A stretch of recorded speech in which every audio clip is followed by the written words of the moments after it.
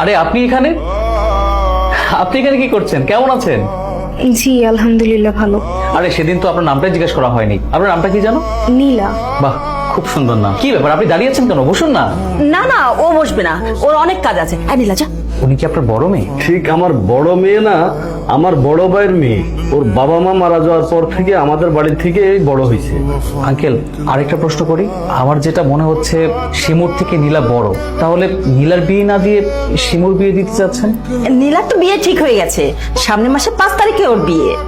Uncle, আজকে তাহলে আমরা উঠি। তোমরা তো চা নাস্তা কিছুই খেলে না। আসলে জরুরি একটা কাজ আছে, চা নাস্তা না হয় আরেকদিন খাবো। আজকে আসি। আসসালামু আলাইকুম। ছেলের বিষয়টা নিয়ে আমি অনেক খোঁজ খবর নিচ্ছি। ছেলেটা অনেক ভালো। দেখো না, অল্প বয়সে ওকালতিতে অনেক নাম করছে। তার সাথে যদি আমাদের মেয়ের বিয়ে হয়, তাহলে আমার মেয়েটা অনেক সুখে থাকবে, আমাদেরও অনেক ভালো হবে। কিন্তু আমার মনে হচ্ছে ছেলেটা আমার থেকে নীলাকে বেশি পছন্দ করেছে। চলো তো মা। শিমু, ছেলেপক্ষ চলে গেছে, আমাদের শিমুকে পছন্দ করেছে। পছন্দ করার সুযোগই তো তুই দিলি না। তুই তার আগে চা নিয়ে হাজির হলি। তোকে আমি নিষেধ করেছিলাম না, শিমুকে দেখতে আসলে তুই যেন সামনে না যাস। তুই আমাকে থাপ্পড় মারলি? আমি তোর বড় বোন শিমু। আমার বড় বোন রে, আমি তো তোকে এই বাড়ির কাজের মেয়ে মনে করি। তোর কারণে যদি আমার বিয়েটা ভেঙে যায় না, তোর খবর আছে একদম। জি বলুন, কি বলবেন?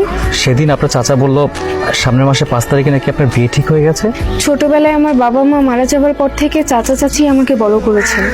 চাচা যার সাথে বিয়ে ঠিক করবে তাকেই তো বিয়ে করতে হবে আমার। আপনি তো একটা মানুষ, তাই না? আপনার তো পছন্দ অপছন্দ থাকতেই পারে। এতিম অসহায় মেয়ের পছন্দ অপছন্দ থাকতে নেই। আমার যেটা ধারণা হচ্ছে ওই লোকটাকে আপনার পছন্দ না, আপনি ওই লোকটাকে বিয়ে করতে চান না। আপনার ধারণা একদম ঠিক। আমি শিমুকে না, নীলাকে বিয়ে করতে চাই।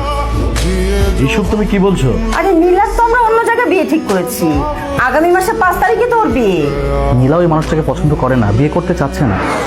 নীলা কি তোমাকে নিজে মুখে বলেছে সব কথা? জি। তোমার জায়গায় এতক্ষণ অন্য কেউ হলে ঘাট ধাক্কা দিয়ে বের করে দিতাম। তুমি যা বলতে চেয়েছো তো বলা হয়ে গেল। জয়বার আসতে পারো। আরে তাড়াতাড়ি যা, বিয়ের ব্যবস্থা কর, আজকে কোর্ট ম্যারেজ করবো। একটা মেয়ে বাসার থেকে কখন কিভাবে বাইরে হলো তোমরা কেউ দেখলে না? একটা বার শুধু ওকে আমি কাছে পাই, আমি হাত পা ভেঙে পঙ্গু করে ঘরে রেখে দেবো। কোথায় গেছিলি তুই? আচ্ছা তোকে আমি থামুন। এই ছেলে, এই নীলাকে আমি মারবো নাকি কাটবো সেটা আমি বুঝবো, তুমি বলার কে? আমি ওর স্বামী, আমরা কোর্ট ম্যারেজ করেছি। তোমাদের এই পুতুল পুতুল খেলা বিয়ে আমি কখনো মেনে নেব না।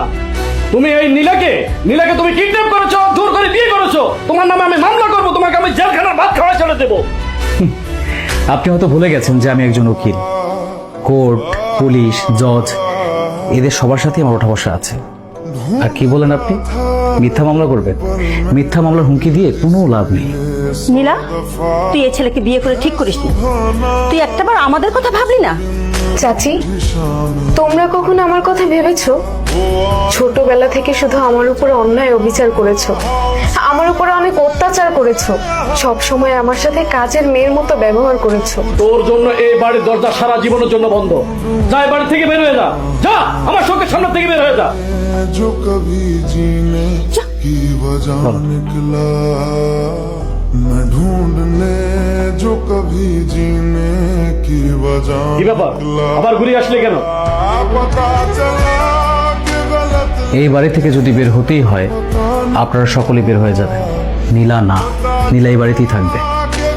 নীলার বাবা মা যখন মারা গিয়েছিল তখন আপনারা গ্রাম থেকে এই বাড়িতে এসেছিল। আপনারা হয়তো ভুলে গেছেন যে এই বাড়ির মালিক আপনারা না।